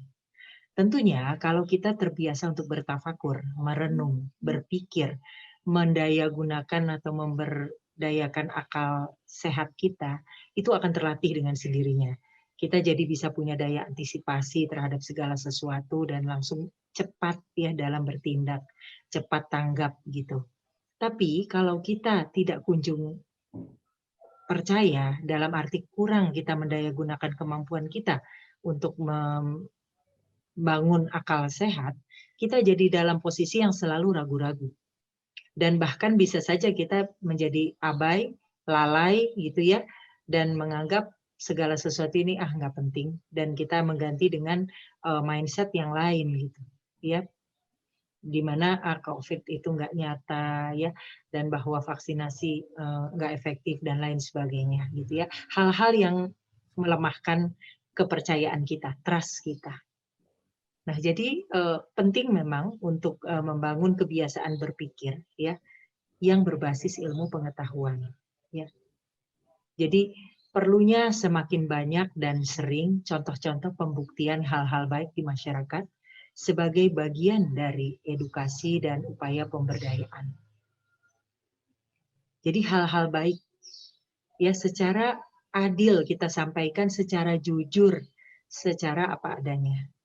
Termasuk contoh-contoh efek atau akibat buruk di masyarakat dari aplikasi akhlak atau kebiasaan yang tidak baik. Ya, di sini juga termasuk peran dari law enforcement atau penegakan hukum. Jadi bagaikan anak kecil gitu. Kalau misalnya main-main listrik kesetrum, itu harus jelas gitu, jangan cuma dilarang aja nih kalau main listrik kesetrum, tapi harus kesetrum beneran gitu, baru sadar. Nah, ibaratnya itu seperti itu, tapi kan kita nggak harus semua orang sampai ibaratnya harus kesetrum dulu ya. Tetapi bagaimana meyakinkan bahwa kalau kita melakukan ini, akibatnya ini. Melakukan hal baik, akibatnya begini. Melakukan hal buruk, akibatnya begitu. Ya, itu memang nggak boleh bosan. Ya, nggak boleh bosan. Yang kedua, bukti. Tadi ya, segala sesuatu tuh harus bisa ada buktinya, proven, gitu ya, supaya kita bisa trust, percaya. Kemudian jangan bosan tadi, ulangi. Ya ini teori marketing sebenarnya. Iklan itu kan bombardir aja. Nanti kita jadinya tergiring ke sesuatu yang diiklankan itu. Nah, jadi bukti sebab akibat. Ya, jika taat bagaimana, jika melanggar bagaimana. Ya. Konsekuensi logis dan juga penegakan hukumnya seperti apa. Jadi kita tuh perlu jelas. Kalau semuanya tuh serba abu-abu ya, serba meragukan, trust-nya nggak kunjung terbentuk. Ya. Yang kedua, pengulangan adalah ibunya kemahiran. Bombardir dengan dukungan informasi yang jujur, akurat. Nah, ini kita sulit ya dapat informasi yang jujur. Kenapa? Karena banyak sekali kepentingan. Ya, cobalah kita mulai. Nah, ini kenapa? Karena saya ditafakur dan buka hati ya. Untuk kita mulai melepas hal-hal yang nggak penting sebenarnya. Kita mulai fokus pada hal yang memang utama yang harus kita hadapi saat ini. Contohnya di pandemi ini, bertahan hidup dulu lah kita ini. Ya, jujur dulu kita. Jangan ditunggangi oleh kepentingan-kepentingan lain yang kemudian akhirnya jadi mengaburkan tugas kita yang utama untuk bertahan hidup saat ini. Ya, jadi kemudian tadi jujur, akurat, terpercaya. Jadi kita harus pilihlah siapa sih yang bisa kita percaya. Lalu kemudian cobalah untuk mulai mendengarkan dengan baik. Mulailah untuk mulai taat ya. Kan kita juga ada ulil amri. Pemimpin itu harus ditaati. Taatilah ulil amri. Nah, kalau kita terus-menerus meragukan orang yang sedang person in charge saat ini, ya, terus-menerus meragukan itu, kapan trust itu akan terbangun? Sehingga kemudian sikap kita juga tidak kunjung seperti yang diharapkan, ya. Jadi terpercaya, ya. Institusi-institusi yang kita sudah kompeten di bidangnya, kemudian juga punya legitimasi untuk mengeluarkan informasi itu, ya itulah yang perlu kita percayai. Ya, kemudian harus rasional, tentunya akal sehat. Ilmiah, kita kan berbasis ilmu pengetahuan, segala sesuatu ada dasarnya, ya. Kemudian harus bebas nilai atau kepentingan. Dan juga tidak kalah penting, ya ini tadi, ini yang banyak beredar di kita. Kita ini harus bebas dari hoax, ya. Gosip, isu, berita miring, kabar burung gitu ya. Mitos itu kan kalau begini nanti begitu. Tetapi itu semua berdasarkan sesuatu yang nggak bisa dibuktikan secara rasional maupun ilmiah. Opini, pendapat-pendapat orang yang belum tentu benar begitu ya. Dugaan-dugaan gitu. Dugaan orang menduga tuh bisa karena dia cemas ya, bisa dia karena dia nggak tahu, karena dia sok tahu, bisa juga begitu kan. Jadi kita benar-benar harus hati-hati di dalam memilih sumber informasi yang akan kita percayai. Nah, hal-hal yang penuh kepentingan ya untuk pribadi dan golongan ini sifatnya nanti bisa menyesatkan, melemahkan, dan membuat ragu. Nah, inilah yang membuat kita nanti tidak bisa segera menerapkan adaptasi kebiasaan baru atau Indonesia sadar prokes. Ya, jadi saya kira ini yang bisa saya sampaikan. Sekali lagi perlu banyak bukti dan kemudian repetisi atau pengulangan karena memang ya itulah yang dihadapi saat ini. Selain tentunya law enforcement yang tegas ya. Saya kira itu saja. yang bisa saya sampaikan. Billahi taufik wal hidayah. Wassalamualaikum warahmatullahi wabarakatuh. Mohon Baik. maaf apabila ada kekurangan ataupun kesalahan. Ya, terima kasih. Silakan Mbak Dian. Baik, terima kasih Mbak Tami atas pencerahannya yang luar biasa. Mudah-mudahan memang bisa membuka hati kita semua dan kemudian juga memantapkan langkah kita untuk memang mencoba berikhtiar semampu yang kita bisa untuk apa yang harus kita lakukan saat ini, dan juga yang terpenting adalah menjadi seperti yang Tuhan inginkan. Dengan kita memahami pesan Tuhan sebaik-baiknya, ya kita berusaha untuk memang menjadi seperti apa yang Tuhan inginkan. Nah, tadi Mbak Tami sudah memberikan juga di penutup ya langkah-langkah apa yang harus kita lakukan bersama. Mudah-mudahan memang kita semua memang sangat sadar dengan the speed of trust tadi ya, karena yang akan selamat itu adalah yang cepat berubah, yang cepat bertindak, yang cepat berubah perilakunya. Cina sebagai negara yang pertama kali justru terkena COVID, saat ini sudah recover karena dia bergerak cepat, bergerak tepat, lengkap dengan semua law enforcement dan juga penemuan vaksinnya. Jadi dari situ kita ketika Mbak Tami tadi katakan bahwa yang penting adalah bukti, data. Nah, cobalah kita memang mengobservasi success story dari negara yang sudah bisa mengatasi pandemi ini. Jangan tadi Mbak Tami bilang bahwa kita harus membatasi ya pikiran kita justru dengan yang positif dan juga menyerap info-info yang penting saja, yang perlu saja. Yang sampah itu tidak perlu kita ambil, karena itu nanti akan membuat kita tidak fokus pada apa yang harus kita lakukan. Sekali lagi terima kasih Mbak Tami, mudah-mudahan ini bukan kali yang pertama dan terakhir. Kami masih berharap Mbak Tami masih mau meluangkan waktunya untuk sesi-sesi berikutnya, dan semua yang hadir hari ini memang bisa mendapatkan manfaat dari apa yang kita diskusikan pagi ini. Nah, mungkin silakan Pak Heri kalau kita mau berfoto bersama dulu dengan seluruh peserta yang sudah hadir dari berbagai daerah di Indonesia dan berbagai kalangan, dan tentu sangat berharap kepada para ibu, para guru, para relawan, para duta Insaf untuk bisa lebih memantapkan lagi langkahnya, menggulirkan gerakan ini, dan mencoba berbuat yang terbaik semampu yang kita bisa. Silakan Pak Heri kalau mau foto dulu. Ibu-ibu, semua yang hadir, bapak-bapak, siapkan senyum terbaiknya. Kita foto bersama dulu. Tolong dibuka kalau ada yang masih ditutup videonya.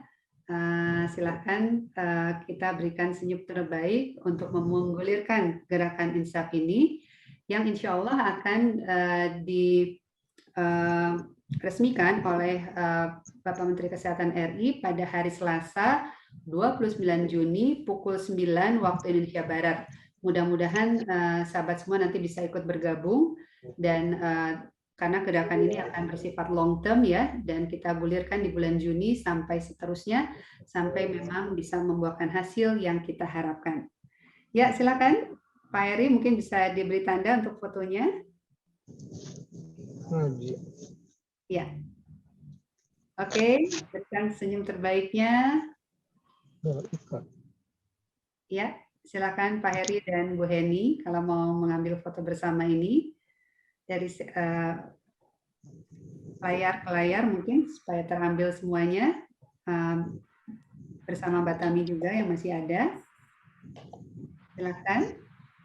Sebentar, kita akan ambil fotonya. Silakan tersenyum semua. Ya. Buka ini. Ya, dibuka, kemudian senyum.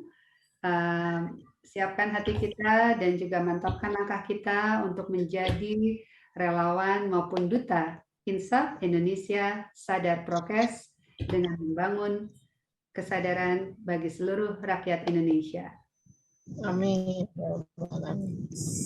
Sebentar ya, masih sekali lagi. Ya.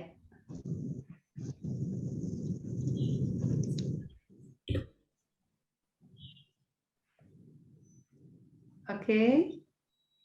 Nanti untuk Henny mungkin habis ini kita bisa putar dulu sekali lagi tepuk dan jingle insap ya Henny ya. Sebelum masuk ke closing video, mungkin bisa diputar sekali lagi tepuk dan jingle insap. Baru Mbak kemudian Dian, closing videonya ya. Siap. Mbak Dian, Ya, boleh sebentar saya ada info sedikit aja ya. ya silakan Mbak Tami. Ya, jadi gini, saya sama teman-teman dari Natural Way of Living itu buka kelas free online self healing class. Ya. Jadi Senin sampai Minggu setiap hari jam 18.30. Ya. Ya, jadi nanti kalau yang berminat itu bisa hubungi Mbak Dian aja. Nanti saya kasih nomor kontaknya ya, Ibu Tresia. Ya, karena itu free. Mbak sesinya? Sesinya mungkin sekitar 1 jam. 1 jam ya, 18.30 sampai 19.30. Iya, dan itu untuk imunitas ya. Jadi kita perlu secara lahir dan batin juga ya. Jadi melalui hati terhubung dengan energi ilahi. Ya, terbuka untuk semua. Jadi bukan hanya satu agama saja, tapi untuk semuanya, lintas agama. Jadi saya kira itu saja bisa hubungi lintas agama ya Mbak. Iya, terima kasih Mbak Dian. Ini mau saya bagikan ke lingkungan RT. Penting ini tadi. Terima kasih. Ya, untuk membangun dan meningkatkan, memperkuat imunitas kita yang Mbak Tami ya. Ya betul, di masa pandemi.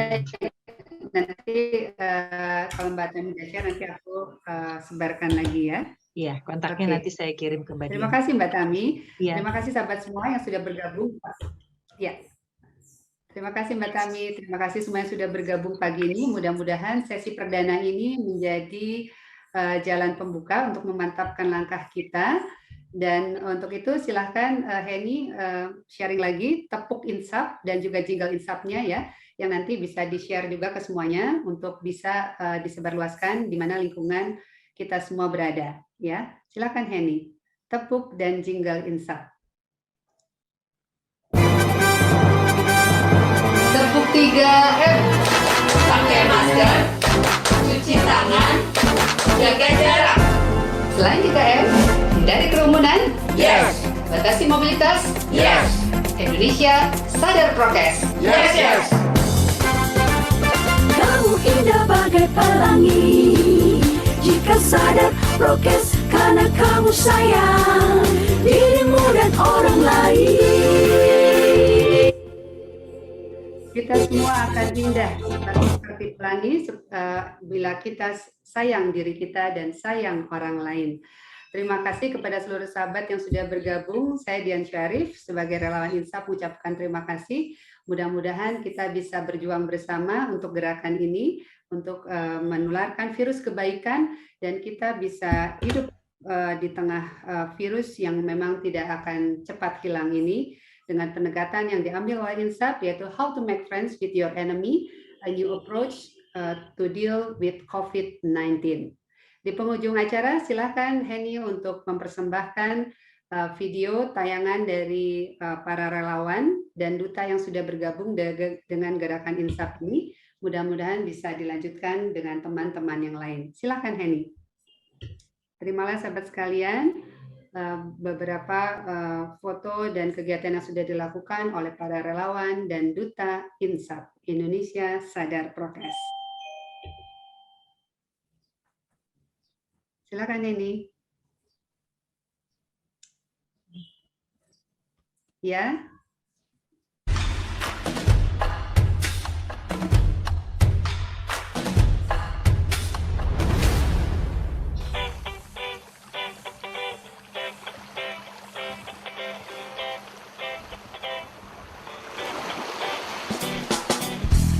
Rasakan hangat indahnya sang mentari membangunkanku dari tidur yang lelap ini. Sinarmu yang terang mulai memasuki mata dan mengusirku dari alam mimpi. Dan kini ku bergegas, segera siapkan diriku untuk mulai menjalani hari ini. Sabarku temui sahabat yang tersenyum menyambut datangnya pagi ini. Dan ku katakan embun membasahi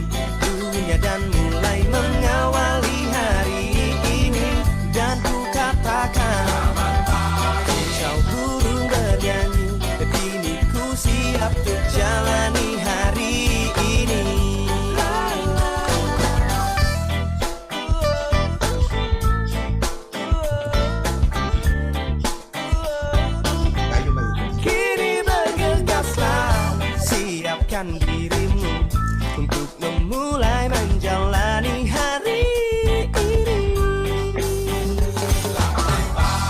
Embun membasahi dunia dan mulai mengawali hari ini. Dan ku katakan, kicau burung bernyanyi, dan kini ku siap menjalani hari ini. Embun membasahi dunia dan mulai mengawali hari ini. Dan ku katakan, kicau burung bernyanyi, dan kini ku siap menjalani hari ini.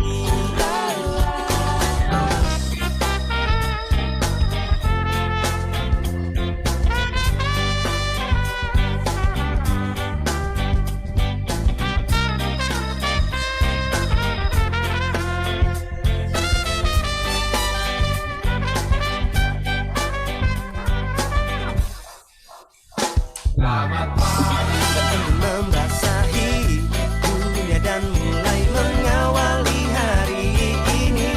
Dan ku katakan, kicau burung bernyanyi, dan kini ku siap menjalani hari ini. Embun membasahi dunia dan mulai mengawali hari ini. Dan ku katakan, burung bernyanyi, dan kini ku siap untuk jalani hari ini. Pakai masker, cuci tangan, jaga jarak, dan kerumunan. Yes. Batasi kerumunan. Yes. Indonesia sadar prokes. Yes. Yes.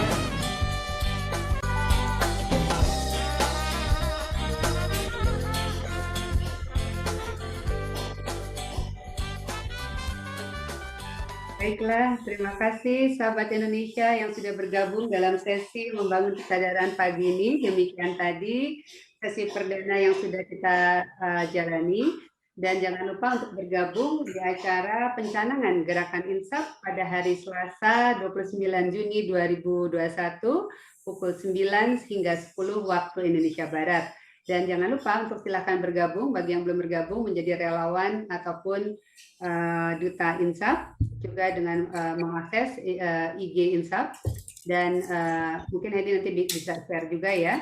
Dan juga gunakan link juga yang sudah disediakan oleh para relawan. Sekali lagi mohon maaf atas segala kekurangan dan sampai jumpa tanggal 29 Juni 2021. Insaf. Oke. Terima kasih Dian, terima kasih Mbak Terima Tami, kasih, Dian. terima kasih semuanya. Semuanya, terima Salam kasih. semuanya. Terima kasih Mbak Tami. Sehat-sehat ya semua. Sehat-sehat ya. Salam sehat semua yuk. Jangan lupa speed of trust, saling percaya di antara kita ya. Oke. Iya. Oke, semangat semua. Ya, terima kasih Pak Rudi. Pak Rudi mau ada bilang sesuatu nggak Pak Rudi? Silakan Pak Aku Ketua. hanya pendek saja lah. Bukti. Oh, iya. Ulangi. Itu Oke. take away-nya dari Mbak Tami. Bukti. Hebat sekali. Ulangi ya. Aku mau sharing dikit lagi, boleh nggak? Boleh nih siapa? Silakan. Nah, Bu ini Disa. bisa, Dian. Oke, bisa. Jadi 2 hari yang lalu lah, aku sama teman-teman SMA ya dapat berita ada adik kelas meninggal di mobil kala antri untuk dapat kamar rumah sakit, gitu ya. Jadi dari berita itu kita tersadar bahwa kita harus doing something, menolong diri sendiri di tengah krisis fasilitas kesehatan seperti sekarang, gitu ya. Jadi yang kami lakukan adalah yang pertama, kita sadarkan teman-teman semua untuk cepat bertindak kala mengalami gejala, walaupun itu rasanya cuma gejala flu biasa. Jadi kita cepat bertindak, melakukan testing. Seandainya antigen positif harus segera ke dokter untuk mendapatkan penanganan segera. Ya. Diharapkan nggak akan jatuh jadi gejala yang lebih berat lagi. Ya. Dan yang kedua adalah kami meminta alumni seangkatan yang dokter untuk bersedia membantu teman-teman seangkatan juga untuk menjadi dokter virtual ya. Jadi asumsinya ini kita sulit dapat rumah sakit, kita mau ke rumah sakit aja ngantrinya panjang gitu ya. Nah, alhamdulillah teman-teman dokter yang alumni kami ini semuanya bersedia. Jadi sekarang kami agak tenang. Andainya memerlukan bantuan, tinggal telepon salah satu teman yang ada di situlah gitu ya. Kita kebetulan satu angkatan ada 8 atau 9 dokter. Bisa, teman dokternya bisa diajak bergabung karena sekarang yang ada di Insap baru satu, Dokter Eka. Mungkin teman-teman itu bisa diajak bergabung. Gitu. Oke, nanti aku ajak mereka ya kalau kita ada acara-acara. Sebetulnya aku udah mulai sharing ke mereka ya untuk mereka bisa join. Tapi mungkin mereka pikir itu anak ITB, itu anak ITB gitu. Cara Jangan salah, gitu, ini kan. sekarang yang sudah bergabung nggak cuma anak ITB, anak UI juga sudah bergabung ya. Jadi jangan. Aku tahu itu, cuman teman-temanku ini belum ini ya, mereka belum mau untuk ikut tampil di sini, untuk bergabung lah ya sebagai relawan sebetulnya ya.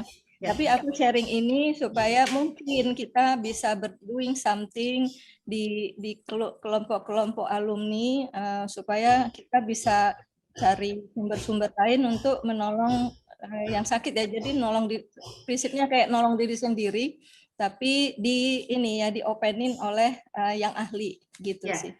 Itu yang penting tadi itu konsultasi virtualnya tadi. Iya, jadi nanti dari konsultasi virtual itu dokter-dokter ini bersedia mengirimkan resep melalui WA, kemudian mengirimkan surat pengantar pemeriksaan lab juga sama melalui WA, juga instruksi-instruksi kala mengalami misalnya mulai sesak napas atau panas tinggi, ya, hal-hal yang seperti itu. Nah itu mereka bersedia melakukannya. Oke.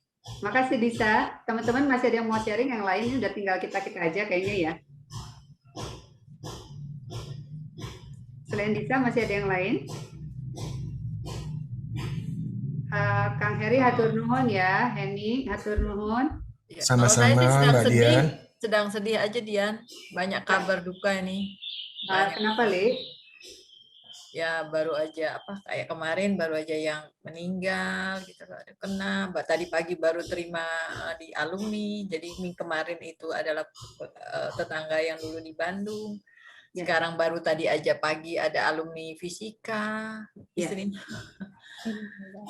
Makanya ini kita harus saling jaga. Itu makanya Li, justru kalau ada yang wafat itu memang kan kebanyakan hanya sekedar rame gitu di grup gitu ya, ngucapin belasungkawa. Sebenarnya yang paling penting kan mendoakan ya. Kemudian yang kedua itu tadi bahwa pesannya itu tidak berlalu begitu saja, bahwa ini tuh nyata gitu ya, ini tuh nyata, ini tuh memang ya belief akan kematian yang bisa datang kapan aja itu juga kan memang penting gitu ya. Dan aku sendiri di komunitas lupus itu kalau dibilang sedih atau banjir air mata sih udah setiap saat ya, karena nggak usah pandemi aja udah sering banyak yang pergi gitu. Nah tapi di kita itu akhirnya menyikapinya setiap ada yang pergi itu kita harus bersedia melanjutkan perjuangan. Nah, jadi dari situ akhirnya recovery kesedihannya ya. Karena kalau hanya berlarut-larut dalam kesedihan tanpa melakukan apa-apa, itu nanti juga tidak akan merubah situasi. Nah, jadi selalu kita berusaha setiap kali ada yang pergi, itu kita meniatkan diri kita, membulatkan tekad kita untuk melanjutkan perjuangan. Melanjutkan perjuangan di sini maksudnya mencoba ikhtiar semampu yang kita bisa untuk bisa tadi misalkan kayak Disa ya, dia udah nyiapin langkah-langkahnya apa gitu ya. Nah itu aja yang kita coba realisasikan melalui Insap ini, langkah-langkah yang kita bisa lakukan untuk mempermudah akses